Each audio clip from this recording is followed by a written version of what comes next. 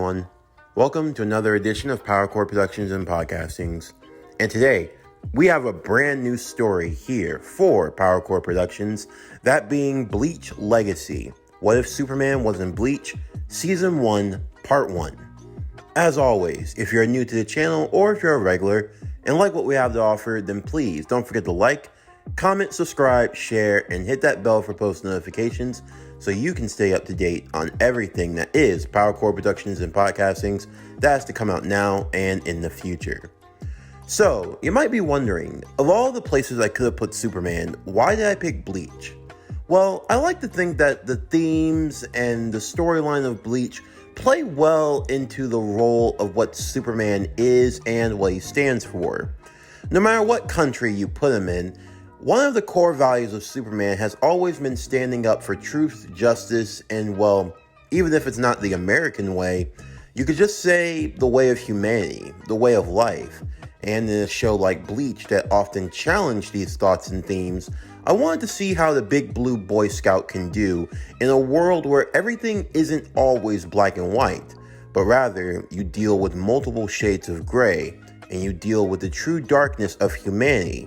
But even in that darkness, you can see two beacons of hope that shine out for the future. Anyway, without further ado, let's get into today's video. So as always, sit back, relax, and enjoy the show.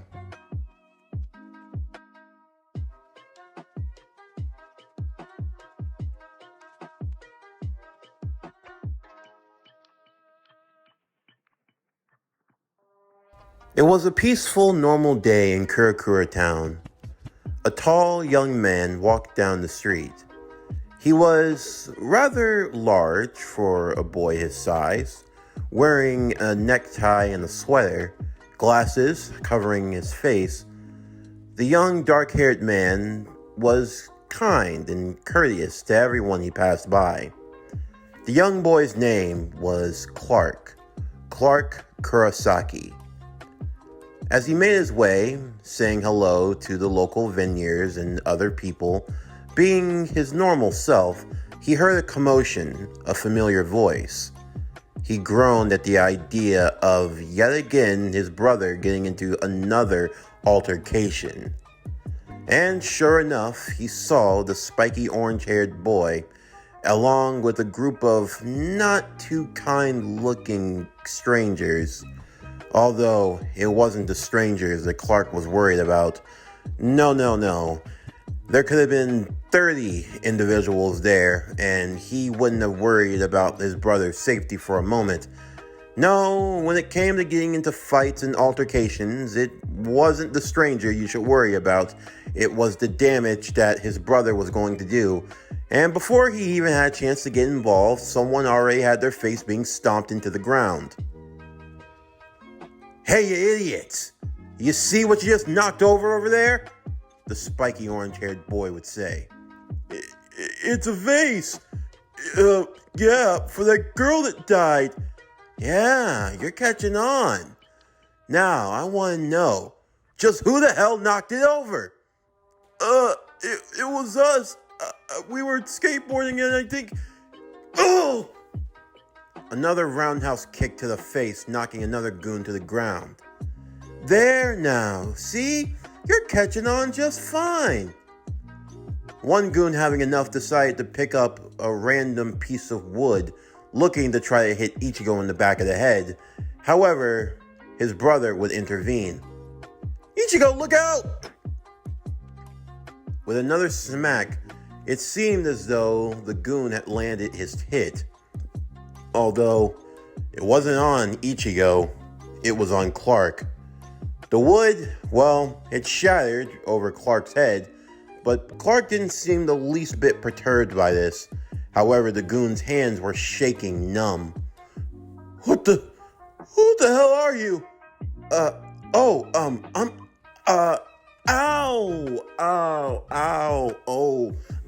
My head. It's okay, just get out of here. It's just run for your life. Oh, the pain. My brother's gonna. And then boom goes the dynamite, Clark would think, as Ichigo, wanting to get retribution, ended up punching the other guy in the face, knocking them all out. Don't you ever come around here again, or put your hands on my brother! You understand me? The lackeys would pick themselves up and run away, Clark watching as he turned back to his brother, who had a satisfied grin on his face. Are you proud of yourself? Why do you have to always go picking fights, Ichigo? Oh, come on, Clark. Why you always gotta be such a Boy Scout? They started it. If they don't want to get into a fight, then they should show some damn respect. It's that simple. The two boys would go and pick up the vase, along with the flowers that had fallen out. The vestiges of a young girl's spirit thanking the both of them. They turned and bowed politely, promising to bring more tomorrow. So, you're probably having a lot of questions. How did all this come to be? Is this the Clark you know and love? Why can he see spirits? Well, long story short, it was around 15, 16 years ago. A young man, a man who found out that he was going to be a father and sire his first child, was making his way down the streets of Kurokura Town, located in Japan. It was during a particular night when he saw something flying out of the sky. It seemed to streak across the distance. Given its trajectory, it looked like it was going to land in America, probably, but as if fate would have it, another piece of space rock knocked the poor little asteroid, rocket, whatever you call it, straight off course and ended up landing in a field outside of Kurokura Town. The man would go to see what was inside of this space pod, and there he found a baby.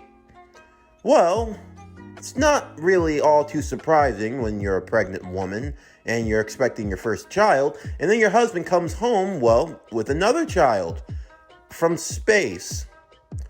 And that was pretty much the story of how Clark found himself in the Kurosaki family, being adopted and taken in as one of their own. He was raised alongside with his brother Ichigo and his younger sisters, Karin and Yuzu. Of course, there was the unexpected death of their mother, and as such, their father, Isshin Kurosaki, found himself being a single father raising 4 children, one of whom came from the great beyond. Unlike in normal cases, when the children were all at an age where they could at least comprehend, Isshin pretty much chose to tell them the truth. The main reason was that Clark exhibited great power and ability, far more than the normal human. It wasn't a matter of trying to keep things hidden or keep things secret. No, they were going to find out sooner or later. And while there were many secrets to this world, many of which he was not ready to divulge to his kids, he wanted to see if they could at least manage with this one. Karin and Yuzu were all fine and normal. If anything, even though Clark learned that he, wasn't a part of the family the way he thought he was, in the same time, they loved him just as hard. It didn't matter that he came from some unknown world and that they didn't understand him completely. All that mattered was that Clark was a part of their family, and that was something that was never going to change. Never once did it come up in conversation or in argument. No, as far as they were concerned, Clark was a member of the Kurosaki family, and that was all there was to it. Clark was a kind soul, a gentle giant, if you will. Unlike Ichigo, who also had a great big heart for kindness and love, he wasn't as confrontational. Although for someone like Ichigo, despite not being from another world, you wouldn't know it based off the boy's strength. The way he could take punches and keep on going. The way he had the spirit to fight and continue to persist. Sometimes you'd wonder if he was actually the otherworldly being. But this was the dynamic. Of course, later on in life, Ichigo also developed another strange power and phenomena, one that the family all seemed to be in on. They could see ghosts for some reason. Clark could see them pretty much easily. Ichigo saw them, the sisters saw them. They couldn't tell if the dad could see them or not, but between being a doctor and being eccentric in his own right, Well, those were issues all in and of themselves, especially as the boys entered into the house, only for their father to try to roundhouse kick the both of them in the face. Ichigo always got caught, but Clark managed to dodge just barely. That a boy, Clark! Ichigo, you can learn a thing or two about dodging. Your skills are getting rusty and you're both late. What was that for, you damn bastard? Ichigo! Is that any way to talk to your father? I'm sorry, but who roundhouse kicks their son? It's only 7 o'clock. What's the need for a damn curfew at this point? I was just trying to pay my respects to a ghost. Oh, so it's the ghost's fault now? Well, as father and son were getting into it, Clark would sit at the table with his sisters preparing for dinner. Hey, Clark. Oh, hey, Yuzu. Hey, Karin. What's for dinner? Curry and rice. Oh, my favorite. So, how'd it go at school today? Yuzu would ask. Oh, it went well. It went nice. You were oogling that girl, weren't you? Karin would say. No. Come on. You've had a crush on her for like the longest time. Why don't you just tell her how you feel? I mean, come on. If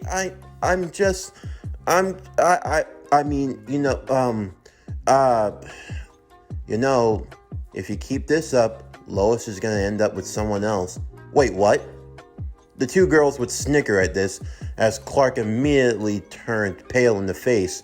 The idea of Lois Lane, foreign exchange student from Metropolis in the United States, who had decided to study abroad and had come to Japan and was actually in Kurakura Town.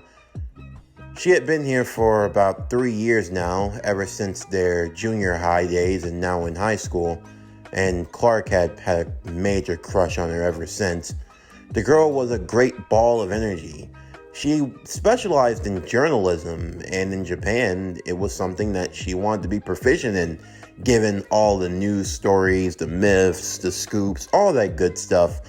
Although, well, talking to her was easier said than done. The boy would just as soon turn like a chameleon and hide away than ever reveal his true feelings. And nothing had changed all the way up until their high school days. But even still, with all of that, it didn't stop him from wanting to try, or at least trying to try at least. In all regards, though, as the family enjoyed their dinner, there was an ominous aura that loomed over the city. A young girl dressed in black robes, her hair as dark as the night, a sword stationed by her side. As she looked on, she could feel the spiritual pressure of the town itself. A great power, or maybe even great powers, lied within this region. The next day, everything seemed to be going as normal as you could hope for. Ichigo and Clark were getting ready to leave for school. As they did so, they could hear commotion going on as they made their way through the town. People starting to run, and they saw that the ground was shaking. They wondered what was going on, since this was happening very close to that grave marking for that girl. As they made their way, they saw the spirit of the girl rushing towards them. Ichigo! Clark! Help! Hey, what's wrong? Ichigo would say. They looked on as they saw what could only be described as a demon, a monster, something out of this world. It was just stomping and making its way through the town itself. And yet, even still, while the people ran away, it was as if none of them could see what was happening. As if they couldn't tell what was going on. Ichigo? Clark would say. Everyone seems to be running away, but why can no one else see what's going on? Yeah, that big ugly monster's hovering over in the sky. I mean, is no one else paying attention to this? Doesn't matter. We gotta get out of here. Let's go. The brothers would quickly leave with the girl's spirit. As they left, they saw as the girl dressed in black would arrive, sword in hand as she battled against the monster. The two boys had no idea what was going on or what that girl could possibly be doing, But if she actually had the capabilities of fighting, well, Clark wanted to stay and help, but Ichigo would advise against it since they didn't know what they were getting themselves into. It didn't take long for the boys to eventually get to school and get through the day before heading home. As they did, since Ichigo and Clark both shared a room, the two boys sat on their bed, both of them trying to figure out what had happened. What the hell was that thing? Clark would ask. I have no way of knowing. Could have been a monster, alien, anything from another world. You didn't bring that thing with you, did you? No, Clark would say. I mean, I came here as a baby. How would I possibly know? I'm just messing with you. Still, all of this does seem rather strange. Instantly, out of nowhere, the girl in black would suddenly appear in their room. The two boys having no idea what to think as she looked around. Peculiar. Peculiar indeed. The girl looked up and down at Ichigo and then at Clark. She just walked around the room like she owned it. Well, Ichigo wasn't for this stranger's rudeness or confusion, as he kicked her right in the butt. The girl immediately fell over, an angry scowl appearing on her face as she turned back towards Ichigo. How dare you? How dare I? How dare you? You just broke into our house, our room. What the hell are you doing here, you weirdo? Weirdo? I am here on Soul Reaper business, and I am here to get to the bottom of an investigation.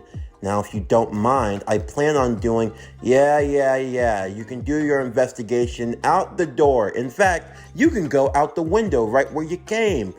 Now, let's get along, weirdo. Ichigo, I would... And, well, before he could finish that sentence, the girl had Ichigo on the ground.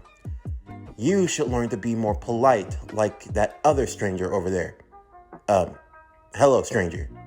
Hi. I'm Clark Kurosaki. That's my brother, Ichigo. Could you please get off of him? As you wish. My name is Rukia Kuchiki. Soul Reaper. Okay. Wait. Soul Reaper? You mean like the Grim Reaper? Oh God. Did we die? Are we ghosts? Ichigo, are we ghosts? Wait, no. I can't die yet. There's so many things I didn't get to do. Wait, I'm supposed to be indestructible. How the hell did I die? Wait, no. Did I die in my sleep? Is this all a dream? Oh, come on. Wake me up. Please. I don't want to die. I don't want to... Snap out of it. Get a hold of yourself, stranger. My name's Clark. Clark. Yeah, right. Get a hold of yourself. Rukia would slap him in the face. You are not dead. None of you are. Although I am here to converse with that dead over there. She pointed to the ghost of an elderly man as she took the bottom hilt of her sword and stamped it on his forehead, sending him off to the Soul Society, a place where he could find rest. Yo, she totally exorcised a ghost, Clark would say. Is this like Ghostbusters? Or The Exorcist? Wait, is this like The Exorcist? Wait, hold on. Are you a demon? I am not a demon. I am a Soul Reaper. Right. Soul Reaper. Okay. What are you doing in our room? Well, besides sending that soul to the Soul Society and gaining peace, I'm here to investigate that girl and about that hollow. Hollow? You mean that monster thing? Come on, you don't actually believe all this, do you? Ichigo would say. Well, I mean, you can't act like we didn't see it. I mean, yeah, we see stuff all the time, but there's no way this is real. Come on, Ichigo, how much of a skeptic are you going to be? We see ghosts, we see demons. I'm from outer space. I mean, come on. You can't believe that she's actually a Soul Reaper? I believe a lot of things. The sky is blue. I don't know. Can pigs fly? Come on, that's lousy logic. I mean, you can fly. I mean, I leap tall buildings in a single bound. I wouldn't really call that flying. Yeah, but that's because he never actually tried. I mean, and what if it doesn't work and I end up crashing back to the ground like I did when I was 10 years old? Hey, you survived that. You pushed me off of a 4-story apartment. And I ended up cracking my head on a steel dumpster. You ended up hurting the dumpster more than you hurt yourself. That still doesn't mean it didn't hurt. Look, I've apologized for that 1,000 times. I'm truly sorry. Tell that to my cranium. You boys are weird, and you, Rukia would point to Clark. You're not human. No, you are, From what I can see, you come from one of the other worlds. Other worlds? Yes. We do get souls from other worlds, not just Earth. Wait, you mean to say there are space soul reapers? You guys go to space? It's not really like it's... In either case, it is strange that you are here. But no matter, there's still the matter of dealing with that hollow. What's a hollow? Rukia would then explain to them the difference between wholes and between hollows. Wholes being the souls of individuals who have not passed on to the other side, and hollows being the negative or the evil souls that look to try to steal the souls of wholes and of humans to gain more soul power. She did it in a form of drawings to explain everything, most of them being bunnies. Clark was enamored with the bunnies, but Ichigo couldn't care less. As a result, she ended up restricting his movements with a spell and drawing a mustache on his face for his troubles. However, all of this talking and banter would quickly be interrupted with screams as Yuzu would stumble into the room, battered and bruised. Clark would rush over to her side as Ichigo tried to free himself of his restraints. Karin! Where is she? Ichigo, Clark, it's Karin. They got her. Please, save her. I'm coming. Clark, go on ahead. Right. What? What are you doing? Clark would immediately rush outside to see what was going on. Karin being held in the hands of that monster. Ichigo! Clark, help me! Clark would immediately jump and tackle at the hollow, causing him to let go of Karin as she fell to the ground. Stay away from her! Don't you ever touch my sisters again! Clark would deliver a powerful uppercut to the hollow, knocking it back down a couple of blocks. He was huffing and puffing as he went racing towards it, Ichigo and Rukia following close behind. I gotta get out of here. I can't let him fight that thing by himself. Don't bother trying to break that hold. It's a binding spell. There's no way that you can... No. Rukia watched as Ichigo's soul power started to rise as he managed to break free of the restraints. How? How does he have that much spiritual power unless it all makes sense? You and your brother. What about me and Clark? Ichigo would say. That hollow is after powerful beings with strong soul power. You and your brother are likely its targets. Me and my brother, Ichigo would think. It's after the two of us.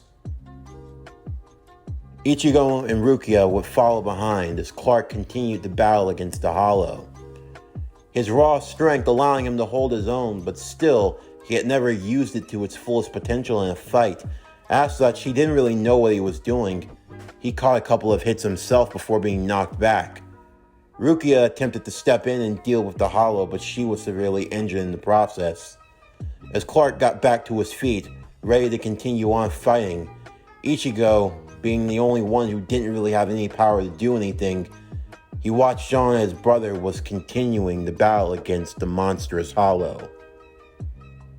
There's gotta be something I can do. He shouldn't have to fight by himself. You truly care for your brother, don't you? Rukia would say. Even though, from what I can tell, it seems you two are not... It doesn't matter. Blood relations don't mean a damn. He's been with us since the very beginning. I care about him as much as anyone. He's my brother, damn it. I see. If you wish to help your brother, then I can give you the power needed. Here, take my blade. Although I must warn, if this doesn't work, you will likely perish. It's fine by me, Soul Reaper. I'm Rukia Kuchiki, and I'm Ichigo Kurosaki. Rukia would plunge her blade into Ichigo's chest, a flashing light appearing around him. She had only meant to give him some of her power, yet he ended up taking almost all of it. As Ichigo stood, a large blade standing to his side. He looked on as Clark would stand back up, ready for the next volley. Ichigo would come rushing in behind him. Jumping on top of his brother's shoulders, he lunged into the air, slicing off the arm of the Hollow. The Hollow would try to go for another attack, only for Clark to meet it once more with a series of punches. As Ichigo went flying high into the air, he looked down to Clark and told him to send it up. Clark would nod, delivering a fierce uppercut in power, knocking the Hollow straight into the sky, where Ichigo waited for him with his blade. You will pay for what you have done, for coming after my family, you Hollow scum! Now, feel the wrath of my blade! With a final strike, the Hollow would be sliced in half and would dissipate, being completely destroyed. As Ichigo landed in front of his brother, Clark couldn't help but smile. Yo, bro, this is awesome. I know, right?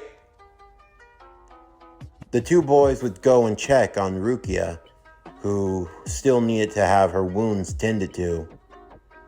After doing so, she had many questions, and well, now it felt like it was Clark's turn to explain. In the backyard of the Kurosaki family home, using his speed, he was quickly able to unearth the entrance. As the door opened, Rukia, Ichigo, and Clark would make their way inside. It looked like a spaceship. As they looked around, they saw strange pieces of machinery, all of it illuminating around them. So, you truly are from another world, Rukia would say. Yeah, it's what it seems like. I don't really know much. Ichigo would put his hands on his brother's shoulder. We don't have to be here if you don't want to be, bro. It's fine. I feel like after tonight, I can finally come face to face with just what I truly am. It had been about 6 years ago when Ichigo and Clark and Yuzu and Karin learned the truth about what Clark was, about where he came from, well, how he got here. Their father had explained that he had the ship buried in the backyard, with the entrance facing near the surface in case Clark ever wanted to learn the truth for himself. However, at the time, the boy didn't feel ready. But now things were different. For some reason, he felt like now was the time. This was that moment. As he walked through, he found the standing pad, where the hologram of a man of whom he did not know would stand before him, speaking in a language that only Clark could vaguely understand. His father, Jarrell. Ichigo and Rukia watched on as Clark would learn the truth for himself. So, what did you figure out? Ichigo would ask, as Clark now took in everything he had learned. At least everything so far. Well, from what I've been able to gather, I'm not human. Yeah, we kind of figured that. I'm from another world. Well, a former world. It was called Krypton. Apparently it was destroyed by a great asteroid. My father, trying to save my life, he sent me out. Sent me here. Ichigo would place his hand on his brother's shoulder. It's gonna be okay. Doesn't change a thing. We're brothers. Brothers. Just then, a pod would open within the chambers, revealing a suit, blue and red. What is it? Ichigo would ask. I'm not sure. Clark reached out towards it.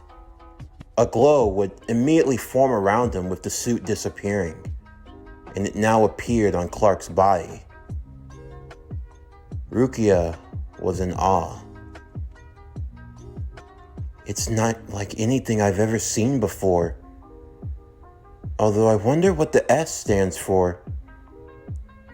I don't think it's supposed to be an S, Clark would say.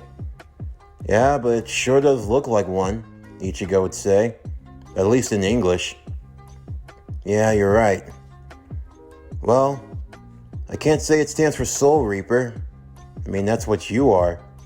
I don't really know what I am. Superman, Rukia would say. Superman? Doesn't that sound simple, a little vain? I mean, you're not like any ordinary man. We already know you aren't. You have superhuman ability, superpower, super speed, super everything. You are a Superman. Huh. I guess I am. As Ichigo stood next to his brother, the two would smile as Rukia looked on. This began the journey of two individuals. A journey of self-discovery as they learned more of their past. An uncertain future loomed ahead of them. This is the story of power, a story of brotherhood, a story and tale of young men and the legacy that they leave behind. For on this night, Superman and the Soul Reaper were born. This concludes Bleach Legacy. What if Superman was in Bleach? Season 1, Part 1. As always, if you enjoyed today's video and everything else that we have to offer, then please don't forget to like, comment, subscribe, share, and hit that bell for post notifications so you can stay up to date on everything that is PowerCore Productions and Podcastings that has to come out now and in the future.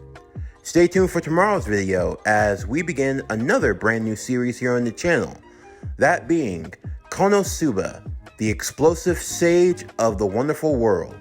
What if Jiraiya was in Konosuba? Based on the series, what if Madara Uchiha was reincarnated in Konosuba? But anyway, that's going to do it for the end of today's video. I'm Javon Harrington with PowerCore Productions and Podcastings. Signing off, and I'll see you next time.